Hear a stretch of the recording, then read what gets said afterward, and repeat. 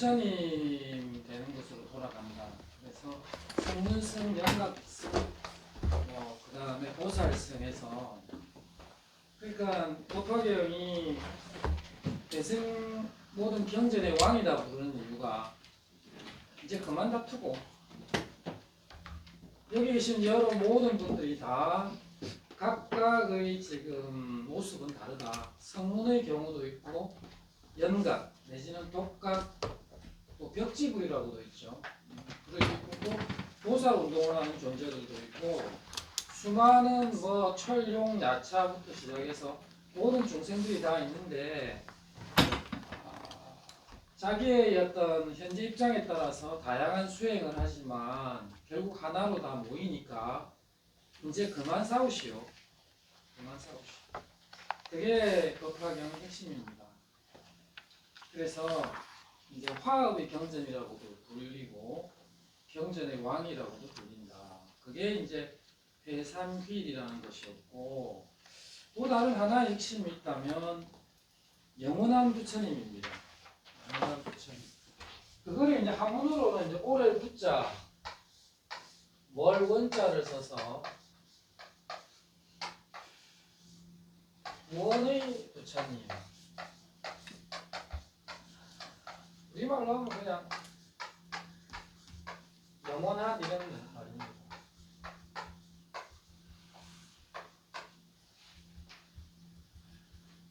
사람들이 법화경은 핵심이 뭐예요? 이러면 회삼길과 영원한 부처님.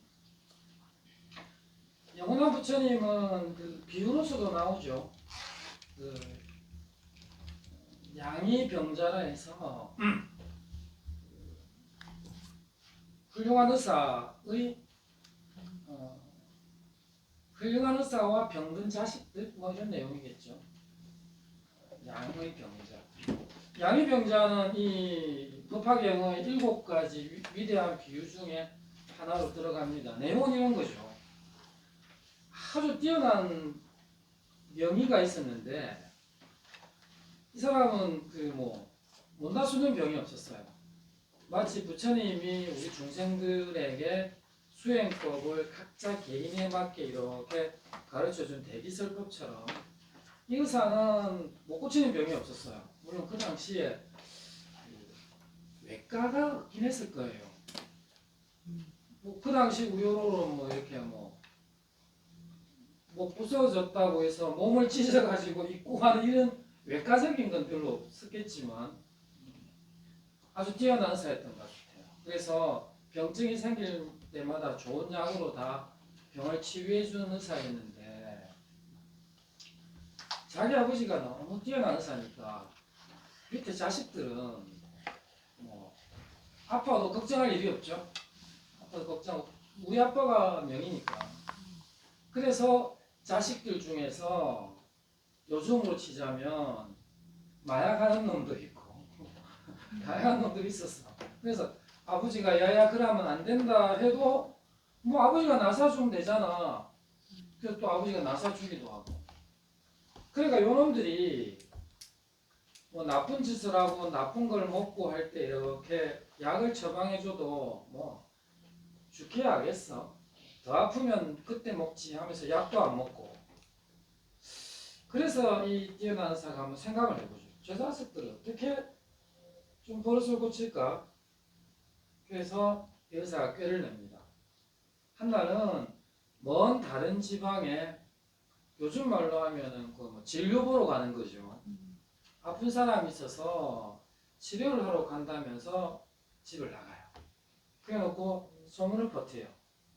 아빠가 거기서 요즘 말로 하면 교통사고 같은 걸 당해서 아빠가 돌아가셨어. 이런 식으로 자기 부친이 죽었다는 소문을 탁 내죠.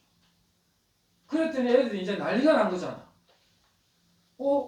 그때 막 안 먹었던 약 막 자꾸 디비고 그 약도 먹고 하면서 이제 아버지가 먹으라는 약을 끝내 안 먹다가 아버지가 죽었다 하니까 아버지가 남겨놓은 약을 먹고 병을 낫는다는 그런 얘기예요. 이게.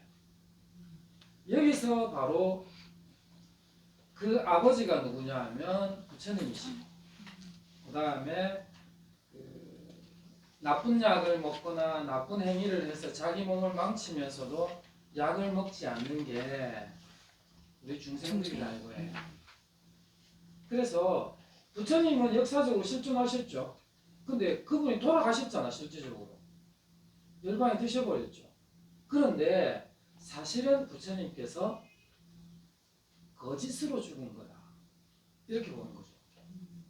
부처님은 실제로 존재하는데 이 어딘가에 있다 이거예요. 있는데 우리 중생들에게 그나마 부처님의 이야기인 부처님의 가르침, 뭐 경전이나 이런 것들이겠죠.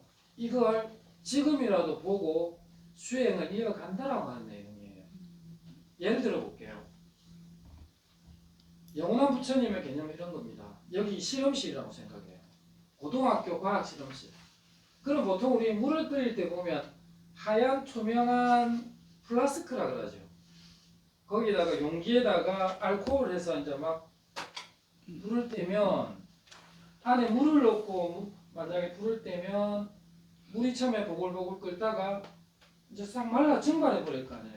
자, 여기서 이 물은 과연 없어진 것이냐? 그렇죠. 수증기라는 형태로 액체에서 기체라는 형태로 이 공간을 가득 채우고 있는 거죠. 그래서 부처님께서 돌아가신 것은 모습만 바꿨을 뿐이지 이 우주 안에 부처님은 살아계십니다. 우리들로 하여금 스스로 수행을 할 수 있게끔 그러니까 방편으로 돌아가신 거다. 이게 법화경에서 말하는 핵심이에요. 그래서 법화경의 핵심은 회삼귀이라는 것하고 영원한 부처님이라고 하는 두 주제입니다. 핵심은 그리고 내용적으로 들어가서 다양한 어떤 불교의 교리적인 체계나 이런 것들은 많이 있죠. 이 많이 있는 교리 체계를 집중적으로 연구했던 사람이 중국의 천태종을 만든 분이죠. 천태지자대사, 지의라고도 하죠. 그분은 수나라 때 활동했는데 수나라는 정권이 몇십 년 안 돼. 세계적으로 말하면 500년대 한 중반 정도 생각하시면 돼요. 한 500년대 중반에 활동하셨죠. 이분이 법화경을 깊이 연구해가지고 여러 가지 책들을 써내는데 대표적인 게 그 법화문구, 그러니까 법화경에 있는 글자나 문장들을 해석하는 거죠. 그 다음에 법화현의라고 해서 법화경에 있는 철학적인 내용들을 분석하는 거. 그 다음에 세 번째 유명한 책이 마하지관이라는 책입니다. 많이 들어보셨을 텐데 마하지관이라는 것은 법화경을 중심으로 해서 지관에 대해서 연구한 거예요. 요즘 말로 하자면 사마타와 위파사나 그 두 가지 명상법에서 연구한 책이죠. 이 세 가지 책을 내면서 자신의 철학 사상을 폈는데 그게 지금까지 나와 있는 법화경의 연구서 중에는 가장 전통적으로 최고로 치주는 책들입니다. 그래서 우리가 일반적으로 천태학이다 이래 부르면 핵심은 이 경전이고 그 다음에 이 경전을 연구한 천태지자대사를 연구하는 학문 그리고 천태지자대사의 제자들에 대한 연구까지 합해서 우리가 천태학이다 이래 불러요. 그런데 천태학이 어려운 파트냐? 전혀 안 어렵습니다. 한문이 되다 보니까 우리가 좀 어렵게 생각할 뿐이지 내용은 매우 단순해요. 그래서 여러분들이 앞으로 공부하실 때도 무슨 학이라면 겁낼 거 하나도 없어. 또 들어가 보면 그 맥락이 너무 빤하기 때문에 그리고 여러분도 모르는 사이에 그런 연구 맥락의 핵심은 많이 들어본 것들이에요. 알고 보면. 근데 개념화시키지 못하고 있을 뿐이니까 그러니까 천태학이니 법화경 전혀 두려워하실 필요 없습니다. 매우 재밌고 실은 풍부한 비유들이 많아서 여러분이 그 법회를 할 때나 할 때 상당히 도움이 될 거예요. 본문하시는 게. 그러니까 지금 우리 교재가 비록 만화책이지만 이 만화책 아주 상세하게 잘 돼 있어요. 의외로 상세하게 잘 돼 있어요. 그림으로 보면 더 이해하기가 쉽겠죠.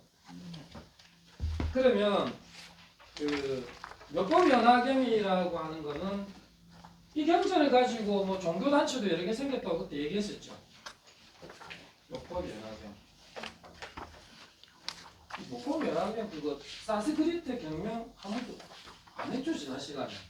할 시간이 없었던 것 같은데.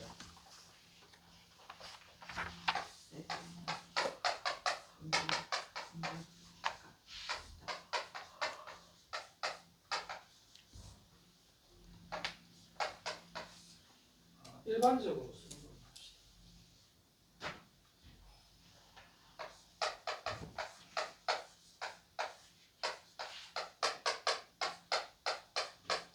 이거는 이 꽃화자와 거의 같은 의미입니다. 같은 꽃인데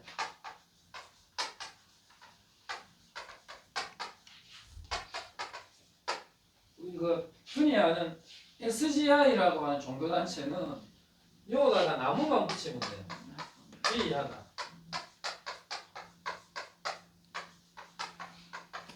그러면 요 나무 평양을 이렇게 쪽자 있어가지고 집에다가 딱 붙여놓고 거기 향왕에다가 향한개 꽂고 조석으로 나무 묘법 연화경을 하는 그 종교단체를 SGI라고 그러죠. 그거죠. 그 원래 이름은 SGI예요. 원래 일본 이름은 예.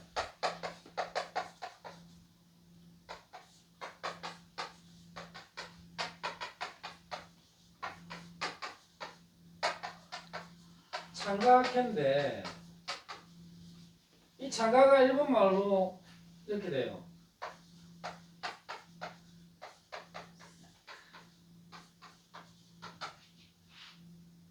소카가카이거든요. 창가학회, 소카가카인데 소카가카를 줄여서 SG 이렇게 두 개를 빼죠. 그래갖고 요게 이제 일본만이 아니라 전 세계적으로 이제 그 교세를 넓히면서 국제 창가학회 이래 되는 거죠. 그러니까 국제 창가학회 하면 SGI의 인터내셔널 요 국제라는 뜻이죠. 그래서 국제 창가학회가 소카가카이 인터내셔널 해서 SGI다 이래 부르죠. 뭐 무슨 회관이래 해나가 건물이 많아요. 부산에도 많이 있죠. 없는 데가 없을 텐데. 이게 혹시 그 지방에도 있습니까? 예. 한번 보셨어요, SGI? 무슨 회관 이렇게 써놨나? 예. 그런 게 있어. 예. 여호와 증인 해반가? 여호와의 증인은 그거는 이제 왕국이고, 그거는 좀 다르고요. 무슨 회관이라고 주로 있을 거예요. 근데 우리가 남녀오랭개교라고 부르는 이유가 일본 말로 하면 이게 나무는 똑같아 우리랑. 묘, 호, 렌, 케, 쿄거든요. 그러니까 나무묘랭개교, 나무묘랭개교 하니까 남묘랭개교다 이래 부르죠. 정확하게는 나무묘랭개교인데 연구를 한다 생각해 보세요. 이 앞에 써가지고 나무묘랭개교, 나무묘랭개교, 그러니까 남묘호랭개교 이래 되는 거예요 이게. 그러니까 요게 바로 SGI라고 하는 일본에서 만들어진 불교 종파예요. 물론 이 종파는 경전 연구는 거의 안 해요. 그냥 한마디로 그거죠. 여러분 저기 나무아미타불 한다고 해서 정토 삼부경에 대해서 연구하진 않잖아. 이렇게 말세에 흔히 말하는 그 오타각세의 이 세상에서 묵고 살기도 바쁜데 일하는 시장 할매가 언제 경전 보고 있겠냐는 거예요. 그 이런 사람한테는 지금 우리 현세가 좀 힘이 들어도 나무아미타불 육자 명호를 진심으로 10번만 하면 누구나 극락정토에 태어날 수 있다. 그게 법장 스님께서 세웠던 48가지 48대원 중에 18번째 원이잖아요. 진심을 다해서 즐거이 믿고 극락정토에 태어나기를 원하는 자가 진심으로 10번의 연불, 나무아미타불을 했는데 만약에 그런 자가 극락에 태어나지 않는다면 나는 부처가 되지 않겠습니다. 이게 법장 스님의 18번째 원이었다. 그러니까 누구나 진심으로 나무아미탑을 10번 하면 극락정토 간다. 자, 그러면 경전 연구할 필요 없는 거예요. 일본은 아주 단순해요. 그럼 나무아미탑만 하자. 그래서 일본의 정토종이 만들어지고 현재 일본 불교 사찰의 90% 이상이 정토진종입니다. 정토진종. 조도 신슈라고 하는데 그들 말로 정토진종이에요. 정토진종을 세웠던 스님이 한문으로는 친난인데 일본말로는 신난이라고 불러요.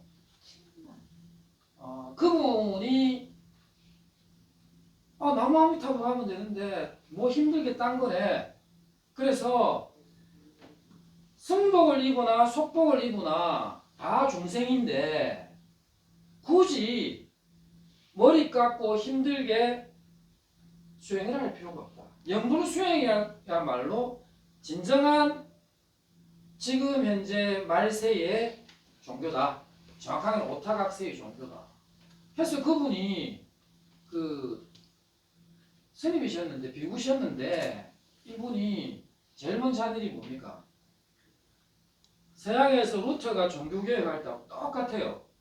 루터가 종교개혁할 때 왜냐하면 신이 있고 인간이 있으면 인간이 신에게 직접 기도하면 되는데 중간에 사제교육 쉽게 말하면 교회가 있어가지고 인간이 중생이 교회한테 이렇게 보시금을 내면 교회가 그 돈 받고 하나님한테 연락하는 거야. 야, 기도 좀 들어주소. 이런 식으로 내려오는 기도 패턴을 가지고 있었단 말이에요. 그러니까 뭐 중생이 다이렉트로 기도하는 패턴이 아니었죠. 그래서 교회가 타락하게 되죠. 한때는 교황이 3명이었던 적도 있었어요. 유럽에서. 그 정도로 타락해요. 그러니까 교황이 아니야 실제로. 정신적인 스승도 아니고. 그래서 그 사람들이 돈벌이 하려고 종이 쪼가리 만들어갖고 면제부라고 흔히 알려져 있죠. 이 문서를 사면 네 죄가 없어져. 그러니까 돈을 때리 모았잖아요. 그 정도로 타락을 했었어요. 그때 루터가 이거 아니다. 자, 그러면 이 하나님의 신앙이 청정해지려면 사제계급이라는 놈에게 청정성을 부여하면 안 된다. 그러니까 사제계급은 결혼도 안 하고 하니까 괜히 있어 보이거든. 그래서 사람들이 그 청정함에 기대더라 이거예요. 그래서 타락하게 됐다. 그래서 이 교회를 속화시키자. 세속화시키자. 그래서 지금 권위를 파괴해버리자. 그래가지고 만든 제도가 종교개혁으로 만든 제도가 목사잖아요. 결혼하는 신부를 만드는 거예요. 그게 종교개혁의 핵심입니다. 교회를 세속화시키자. 똑같이 신람도 이렇게 생각하는 거예요. 지금 우리 중생인데 우리가 세속화됨으로써 진실로 나무 아미타 부처님한테 귀의하는 동기가 된다. 해가지고 루터는 누구랑 결혼하면 수녀랑 결혼해버려요. 딱 종교교육의 첫 번째가 수녀랑 결혼하는데 이 신랑이라는 스님도 비구니 스님하고 결혼해버려요. 그렇게 해서 만들어진 게 정토진종이에요. 속화시키는 거. 아무튼 이렇게 일본의 종교의 특성은 힘든 이 오타각세에서 단순한 것을 추구해요. 그래서 오직 정토 진종은 나무아미타불로 해요. 그럼 우리나라의 진갑종하고 같이. 진갑종은 우리는 밀교죠. 진갑종하고 진원종, 총지종 이런 거는 다 밀교 계통입니다. 그러니까 주문 중심으로 하는. 요거는 이제 주문도 우리 뭐 아미타 부처님께 기이하니 묘법 연화경에 기이하니 이런 게 아니라 인도에서 고래로 힌두교에서 사용하던 그 다라니 같은 거 있죠. 만트라 이런 것들을 하죠. 그러니까 순수 불교적이진 않아요. 그러니까 인도가 700년대에 들어오면 그 불교가 교세가 약화됩니다. 왜냐하면 힌두교가 활성화되면서 또 동시에 불교가 어려워졌거든. 처음에 대승불교가 일어났던 건 단순해요. 그 기존 불교가 너무 어려운 거야. 여러분 아비달마 불교 공부하셨죠? 상당히 난해해요. 상당히 난해하니까 쉬운 불교 하자. 중생들과 우리 스님들이 가까이 밀착하고 중생 제도를 중심으로 하는 쉬운 불교 하자. 그래가 대승불교가 생기잖아요. 근데 대승불교가 서서히 자리 잡아가면서 중관, 공사상인이, 유식사상인이 한 게 나오면서 불교가 억수로 또 복잡해져. 그러니까 불교가 복잡해지니까 아무래도 복잡한 거 싫어하거든, 중생들은. 그래서 신도가 좀 떨어져요. 얘들이 힌두교로 흡수가 되는 거야. 그러니까 불교 안에서 새로운 불교 운동이 일어나죠. 제2차 종교혁명이 일어나는 거예요. 쉽게 말하면. 불교 안에서. 그래서 이제는 찾아가는 서비스하고 중생의 눈높이에 맞는 불교로 돌아가자. 어렵다 너무. 그래가지고 인도에 유행하던 다양한 진언들, 밀교에서 그런 진언들을 싹 다 가져와요. 그래 불교에서 힌두교 아저씨 하는 거예요. 쉽게 말하면. 그렇게 함으로써 대승불교의 가장 마지막에 등장하는 밀교가 형성돼요. 그러니까 불교의 힌두교화다 이래 보시면 돼요. 근데 이게 당시에는 또 되게 유행을 시켜요. 유행을 시키는데 결국은 내 눈 내가 찌른 거야. 불교가 원래 자기 색깔을 잃어버리고 너무 급속하게 힌두교랑 가까워져 버리니까 나중에는 힌두교에 불교가 먹혀버리죠. 거기에 가장 핵심적인 역할을 했던 교리 중에 하나가 힌두교 교리 안에 힌두교는 삼신이죠. 브라흐마, 비슈누, 쉬가 이 삼신체계란 말이에요. 요거는 주로 창조적인 역할, 요거는 우주를 유지하는 역할을 해요. 그러니까 여기는 파괴함과 동시에 새로운 창조로 나아가는 이런 순환 구조를 가지고 있는 게 힌두교의 그 삼신 사상이에요. 그런데 비슈누는 우리나라에 비슈누 신앙도 우리나라에 좀 들어와요. 여러분 저 비슬산 들어봤죠? 네. 비슬산이 비슈누를 말하는 비슬이. 예. 그러니까 우리나라에도 힌두적 요소들이 다 들어왔다는 얘기예요. 어쨌거나 저 비슈누가 우리 여러분 아바타 이런 말 들어보셨죠? 그러니까 손오공도 뭐 지 머리카락으로 훅 하면 지 아바타들 생기듯이 이 비슈누가 이 우주를 유지시키기 위해서 다양한 형태의 아바타를 내놓는다 이거예요. 아바타가 되게 많아요. 비슈누 신의 아바타. 그 중에 아바타 중에 하나가 누구냐 하면은 석가모니 부처님도 비슈누의 아바타였다. 이런 교리가 힌두교에서 생겨나요. 그러면서 인도의 많은 대중들이 그 논리에 쑥 들어가 버리죠. 그러니까 인도인들에게 불교라고 하면 비슈누 신앙 이렇게 생각해. 그러니까 불교랑 다툴 이유도 없죠. 지금 인도 정부에서는 불교도 되게 활성화시키고 있어요. 돈이 되니까. 관광객이 어마어마하게 가거든. 불교 때문에. 힌두교 때문에 관광 가는 사람 아무도 없어. 힌두교는 인도 놈들만 믿어. 그러니까 불교 때문에 돈이 되니까 불교나 이런 거는 주가 지원을 해줘요. 지원 잘 해줘요. 그거 다툴 일도 없고 비슈누 신앙의 일부라고 보기 때문에. 그러니까 우리는 힌두교가 아니라 불교야라고 외치면 괜히 반발만 일어나. 그냥 묻혀있는 게 나아요. 그럼 지원도 많이 받고. 지금 부타가야에 있는 뭐 한국 사찰 관련된 데서도 많이 지원을 받아. 인도에서도 좋게 바라보기 때문에. 어쨌거나 이렇게 함으로써 불교가 힌두교에 흡수 동화돼 버립니다. 그러면서 지금 현재 인도 전체 인구의 1%도 안 될 거예요. 외려 우리가 지금 자인화교는 제법 돼요. 한 3.5에서 5% 이래 보거든요. 근데 불교는 인도에서 거의 소멸했다 이렇게 보시면 됩니다. 아무튼 일본인들은 종교를 매우 단순화시키고 수행도 단순화시켜서 봐요.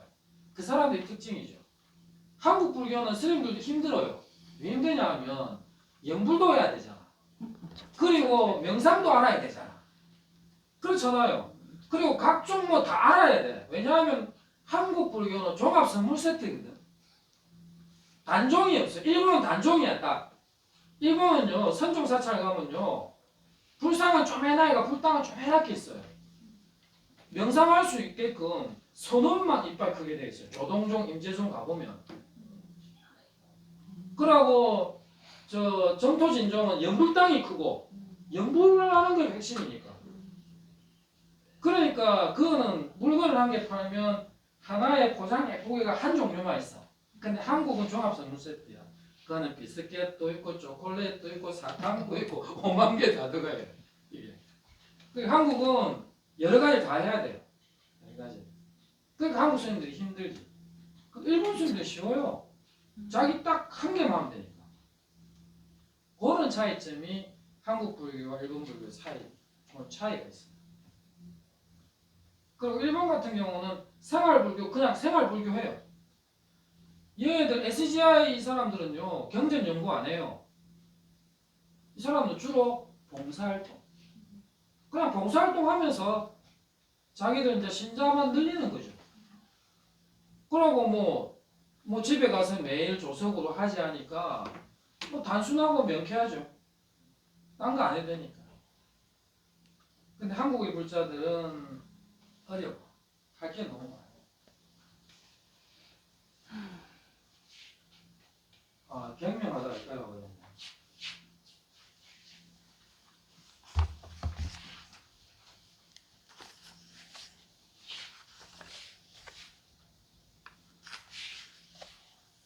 우리 불교는 주로 연꽃이 많이 나오잖아요. 이 묘편연화경도 연꽃이죠.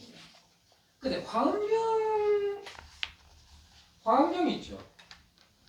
화엄도 뭐나 말 자세히 들어보면 꽃으로 장엄한다가 화엄이에요.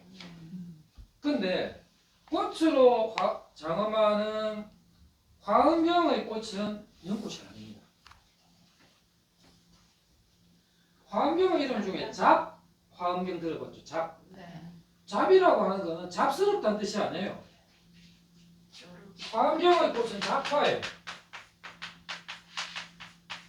우리 이것저것 물건 파는 거 잡화점이라 하죠. 말 그대로 이것저것이에요. 화엄경을 장엄하는 꽃은 잡화입니다. 이 잡화라고 하는 게 뭐냐면 이 세상에 존재하는 5만 꽃 여러 가지 꽃들이 다 섞여 있다는 거예요. 이 화엄의 사상 섞여 있는데 그것들이 일정한 질서를 가지고 섞여 있는 거죠. 그걸 다 아우러낸 게 화엄경이라고 하는 경전의 내용이라서 화엄경의 꽃은 잡화입니다. 5만 가지 여러 가지 꽃. 만약에 여러분 꽃이 있잖아요. 장미꽃 한 개만 꽃이 있다고 생각하면 아무 맛 없겠죠. 흔해 빠진 거 이렇게 생각할 거예요. 근데 여러 가지 꽃이 막 섞여 있는 거예요. 그게 만다라. 그 다른 거 만다라고 다른 겁니까? 만다라는 도상적으로 보면 잡화에 가깝죠. 그래서 왜냐하면 그 딱 밀교랑 연결되는 게요. 화엄경의 주불이 비로자나 부처잖아요. 밀교의 부처는 누구입니까? 그게 대일열애라고 부르거든. 대일열애가 바로 비로자나 부처예요.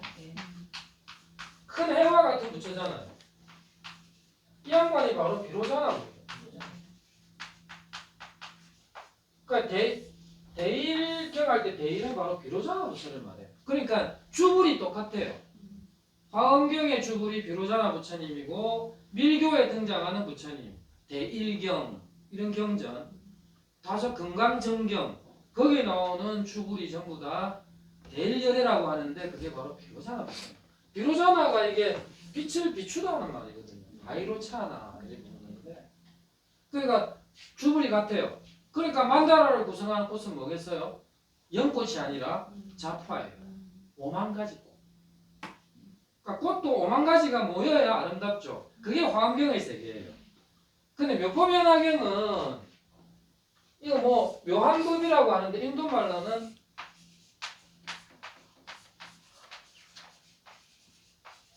사시 올바른 이런 뜻이에요. 사 다르마. 다르마는 뭐 우리가 알고 있는 법이죠. 가르침이라 해도 좋고 여기 존재의 의미는 없습니다. 삿다르마음은 올바른 법이죠. 그 다음이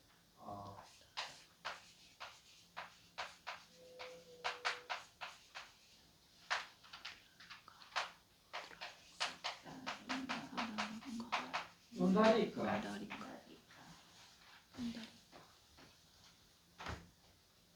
슈트라.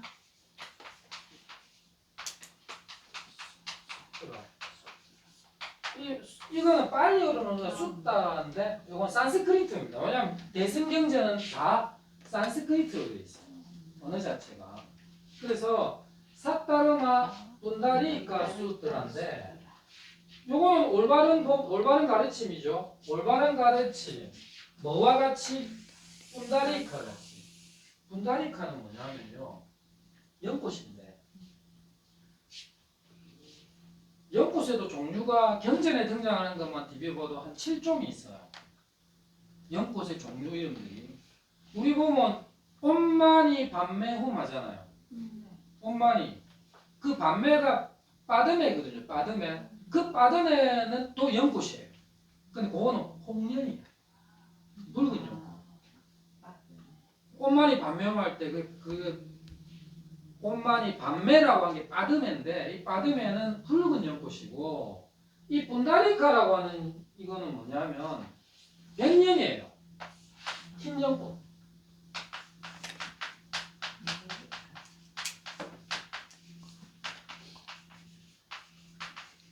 백년인데 이 분다리카는 어떤 백년이냐면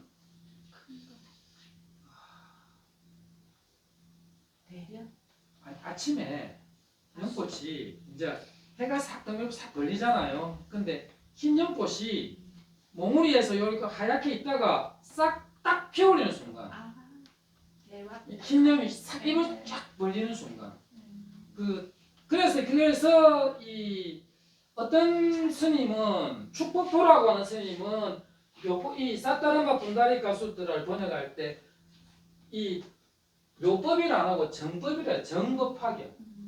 3종이 있거든요. 번역이. 정법화경이라고 한 거는 이거는 쌌을 이 발을 정자를 써서 올바르다고 쓴 거고 근데 이 구마라집 스님이 우리가 지금 보고 있는 경전인데 구마라집은 묘라고 썼어요.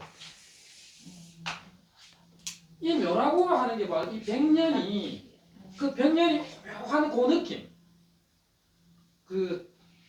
왜 우리 요즘 아이들도 봐도 화장 안 해도 이쁘잖아요. 그쵸? 되게 맑고 깨끗하고 그거를 말해요. 이 묘자를 잘 보세요. 여자인데 어린 여자잖아. 그 어린 아이가 화장 안 해도 이쁜 것 같은 그런 순수하고 청초한 느낌을 강조하기 위해서 구마라집은 정법 확용 안 하고 묘법하고 여화경 이렇게 하는 거예요. 찰나 깨달음의 순간이라고 생각해도 됩니까? 뭐 그거는 느낌 있는 사람 따라서 감정적으로 자유롭게 쓰게도 좋죠. 그래서 이 구마라집은 이 삿을 바르다 이렇게 보기보다는 아주 묘한 이런 느낌을 주죠.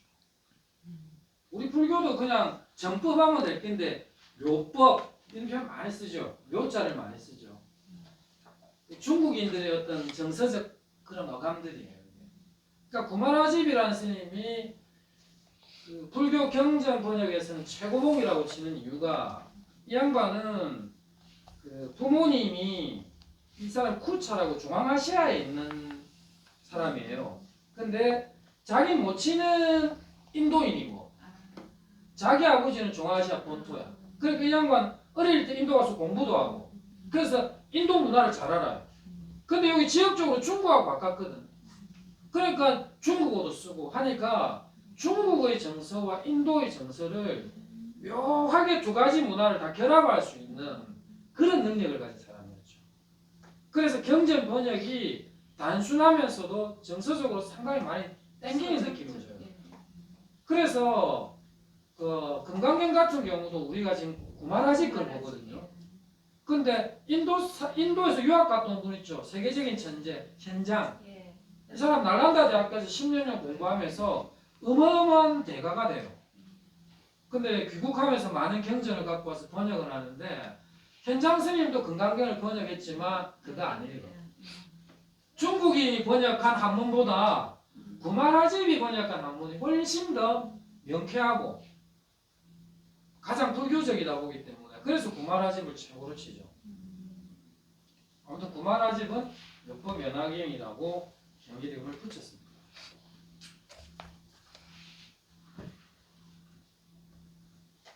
자, 그러면 이제 대충 뭐 서론은 끝난 것 같고 이거 만화 한번 읽어보셨습니까, 서품?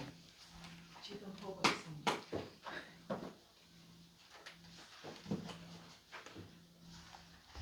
뭐 서품은 매우 간단해요. 여기 보면 그 9페이지까지 볼 거 없고 이미 다 말한 것 같고요. 10쪽, 11쪽 요 딱 두 페이지가 서문에 들어가는데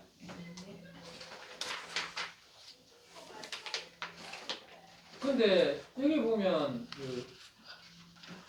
요 지역적으로 여기 어디냐면은 기사굴산이라 되어 있죠. 기사굴산이란 다른 게 아니라 영축산이에요. 우리 통도사 있죠. 영축산. 그 통도사 산 이름이 영축산이라는 거는 이어서 갖고 온 거예요. 왜냐하면 이 기사굴이라고 하는 건 인도 말을 음역한 건데 이게 무슨 말이냐면 그 독수리를 닮은 산이다 이거예요. 산이. 그런데 그 독수리가 뭐냐면 신령한 독수리를 한문으로 하면 영취예요. 영취산이라고도 부르죠. 영축산이라고도 부르고 다 신령스러운 독수리를 상징해요. 왜냐하면 제가 여기 가봤거든요. 영축산을 인도에 가봤는데 산 봉우리하고 모양이 딱 독수리 모양이야. 산 생긴 집 바꾸가 그래요. 올라가는 파리도 독수리 모양. 그러니까 이게 전체적으로 보면 이 독수리 모양을 닮았어. 그래서 그 신령스러운 독수리산이다. 그걸 갖다가 소리 나는 대로 음역한 게 기사굴이고 의역을 한 게 영축산이에요. 그래서 영축산 통도사죠. 통도사라고 하는 이름이요. 깨달음하고는 아무 관계 없어요. 용어가. 왜냐하면 통한다는 거예요. 인도와. 인도와 통한다는 거예요. 길도잖아요. 예. 그래서 저 이름이 통도예요. 그러니까 인도에 있는 이 기사굴산을 그대로 옮겨온 거다. 그 이름이라고 보시면 돼요.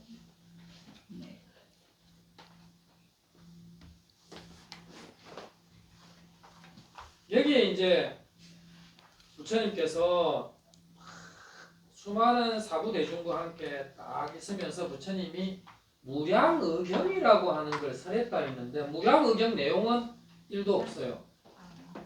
가르침의 내용은 없고 무량의경을 설했다. 그리고 설법하시고 난 뒤에 부처님께서 명상이 들어가요. 보통 우리 법회하기 전에 그 입증하잖아요.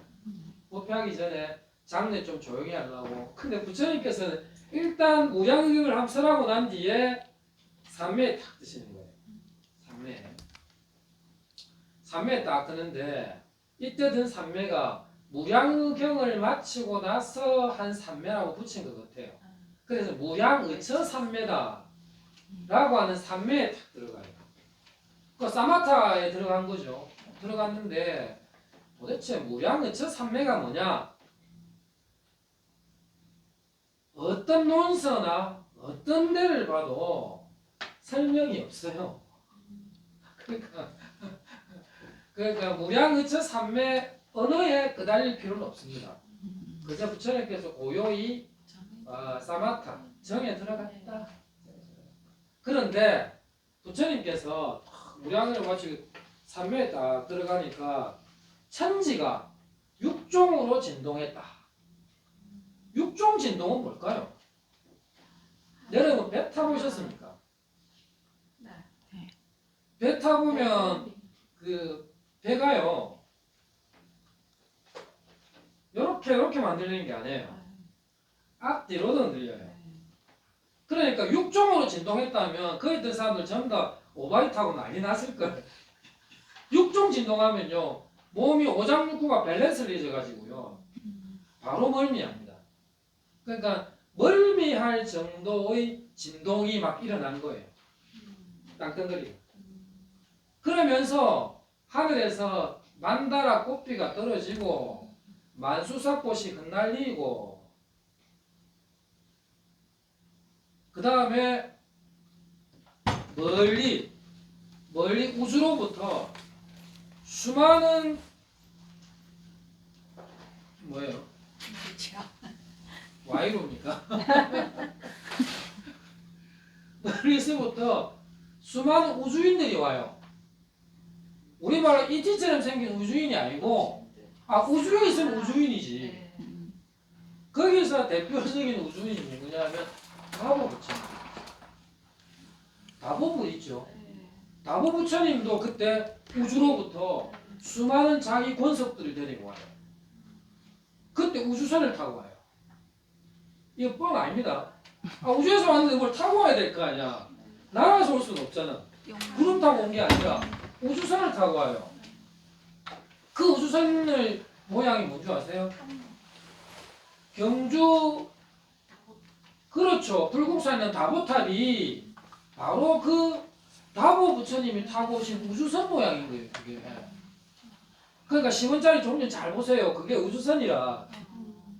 그 가운데 군형이 하나 나 있잖아요. 이렇게 사방으로 구멍.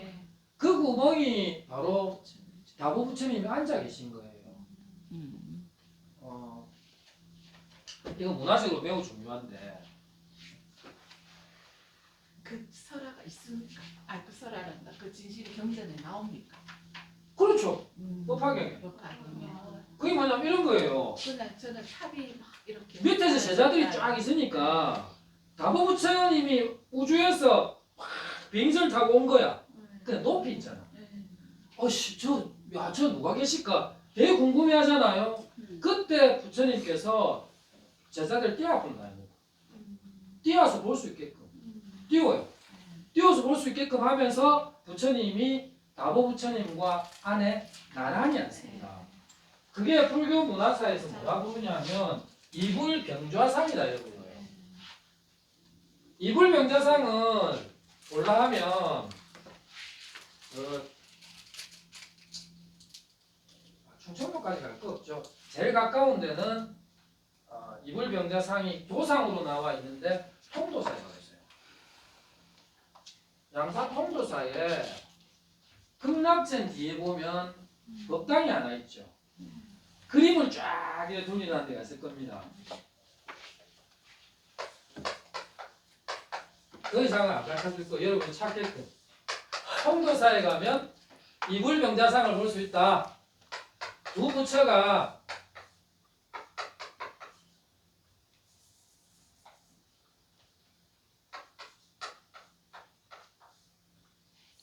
이 한문에 기억이 안 날까?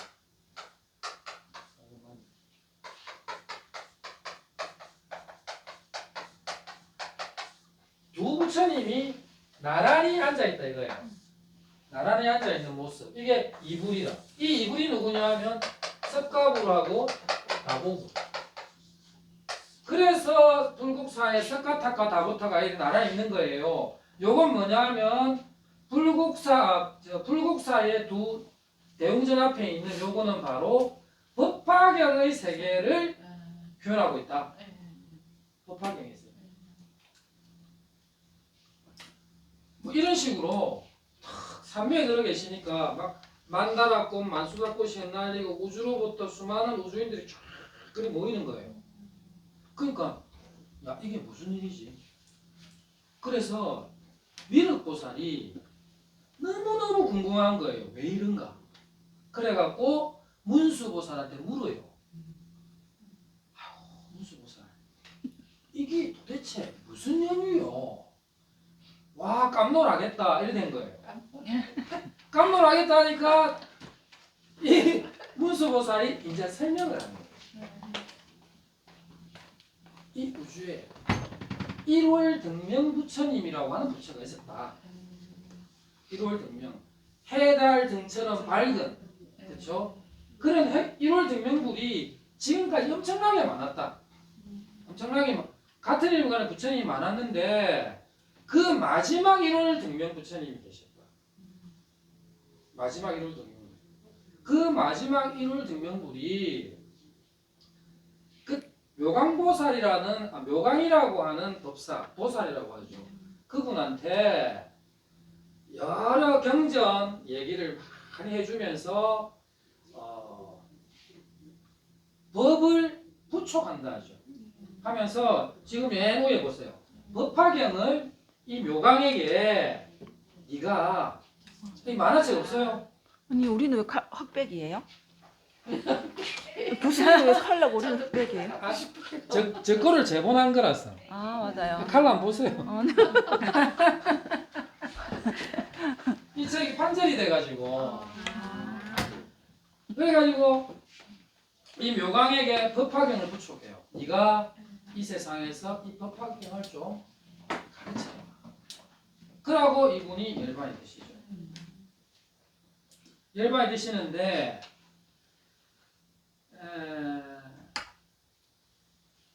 이 묘강한테 이 묘강 이어서는 80소급이라 되어 있어요. 근데 80소급이든 1소급이든 급 자체는 어마어마한 거라서 어차피 헤아릴 수 없습니다.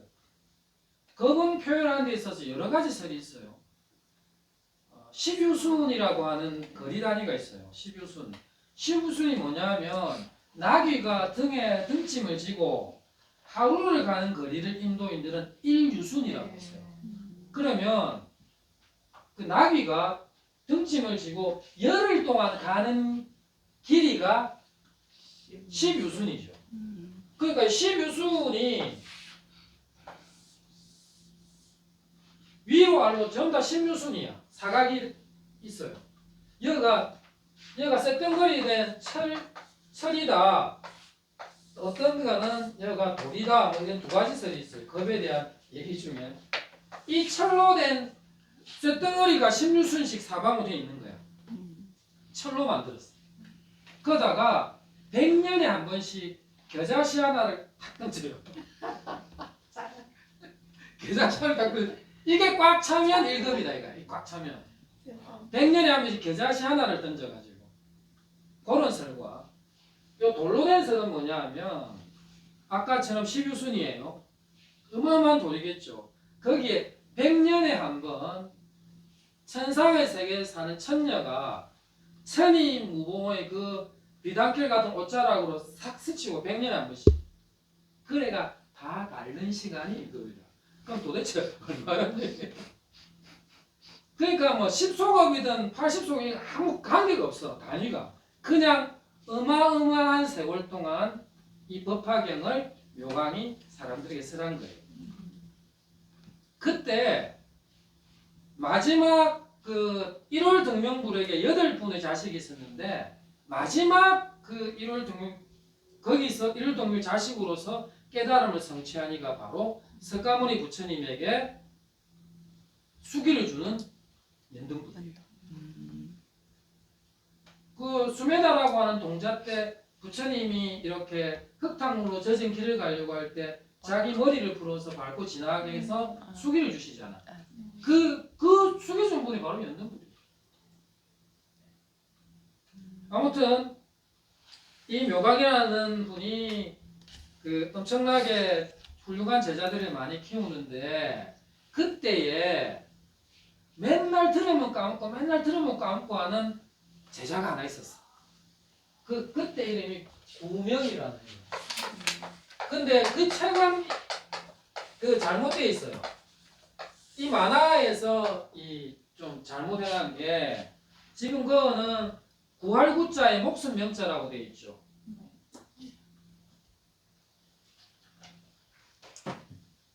거기 보면 그쵸. 그게 틀렸고 이 구자의 이 이름 명자예요. 이름을 구하다 할 때 저 이름 저거는 뭐냐면 하도 많이 까무서 명사를 구하다 뭐 이런 의미로 생각하시면 돼요. 하도 많이 까무서서. 그러니까 그 당시에 그 구명이 누구냐? 바로 누구라 되어 있습니까? 방금 질문을 한 미륵이라는 거예요.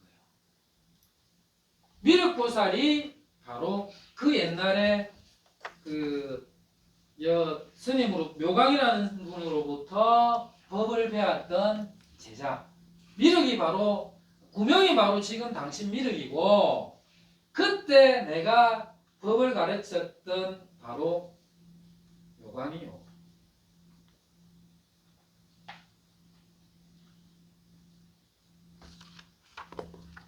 자, 그러니까 이게 무슨 말이냐 이 말이에요. 그 당시에 그 1월 등명불이 사람들에게 오랜 시간 동안 법화경을 설했을 때 그때도 이런 징조가 있습니다. 그러니까 지금 부처님께서 산매에 들었는데 천지가 진동하고 하늘에서 꽃비가 내리는 것은 바로 부처님께서 법화경을 우리한테 설하기 전에 딱 자리 까는 거다. 지금 이 말을 하고 있는 거예요. 그리고 그때 내가 묘강이었고 그대가 구명이었고 하는 다 이런 인연들이 그 당시에 1월 등명불이 법화경을 설했을 때 장면이 연상이 된다. 그렇게 네가 이해하라는 말이에요. 와 이런 희한한 일이 일어나도 그러니까 법화경을 설하시기 전에 무대 세팅하는 거다 이 말이죠. 그게 서분이에요. 그러니까 부처님께서 법화경을 설하시기 전에 일어났던 현상들과 그리고 그러한 인연 거기에 설하는 부분이 바로 이 서품입니다.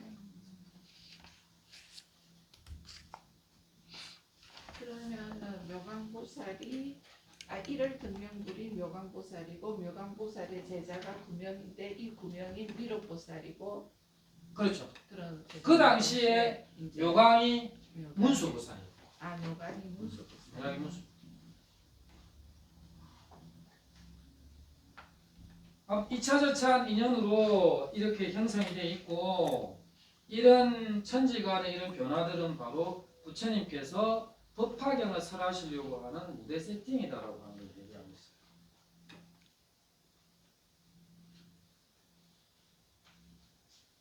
여기까지 질문 있으면 하시죠. 별 얘기도 안 하는데 시간이 이래야 되거든요. 그럼 문수보살이 바로 묘강인데 묘강보살이 이 몸이라는 거는 바로 전생의 문수보살이요 문수보살이 서가모니 부처님 바로 내다 이 말씀입니까? 아닙니다. 문수보살은 아니죠. 묘강이고 그러니까. 미륵은 그때 구명이고 근데 묘강은 바로 이 몸이요 한 거는 뭐죠? 그때 당시에 묘강이 바로 내다. 그러니까 문수. 문수. 지금 문수보살하고 얘기. 부처님 지금 명상에 들어가 있어. 예. 우량처 산매가가 있는데 막 진동이 일어나니까 자기들끼리 묻는 거예요. 와 일로 이러니까 이게 와 이런 전생에 이런 게 있었어. 그러니까 이 말은 곧 지금 그 당시에 1월 등명불이 법화경을 설하고 묘광에게 주고하는 이런 과정들을 봤을 때 지금 법화경을 설하려고 하는 것이다. 그리고는 이제 다음 장에 보면 부처님께서 눈을 번쩍 뜨고 이제 사리부를 찾죠. 사리부라 그렇게 시작합니다. 사리부로 시작하는 유명한 우리 경전이 있죠. 우리도 마냐심경. 그럼 이게 좀 천태종 얘기잖아요. 천태종 얘기는 아니고 이건 법화경이고 법화경인데 천태종에서 지금 이런 법화경 위주로 이렇게 아무래도 하잖아요. 천태종은 그 소위경전이 법화경이에요. 그럼 똑같아요 내용이? 내용은 똑같이. 근데 이제 지금 우리나라에서 3월 조사관 만드신 천태종은 어떤 천태학의 철학적인 깊이를 하려고 한 건 아니고 그분이 단양 구인사에서 옛날부터 활동하실 때 저도 어릴 때 많이 따라갔거든. 엄마 손잡고. 그래서 부적서 주고 이랬거든. 계란 먹으면 안 되잖아요. 그거. 그때 그랬어요. 부적서 주고 했는데 사실 불교는 먹는 건 관계없고 뭐 불교 주술하는 종교 아니잖아. 아닌데 철학적인 것보다는 그 당시에 뜻이 맞는 스님들 몇 분이 모여가지고 종명을 정할 때 천태종을 정한 거예요. 그 이유는 뭐냐면 주로 그분들이 기도했던 게 나무 관세음보살이었거든요.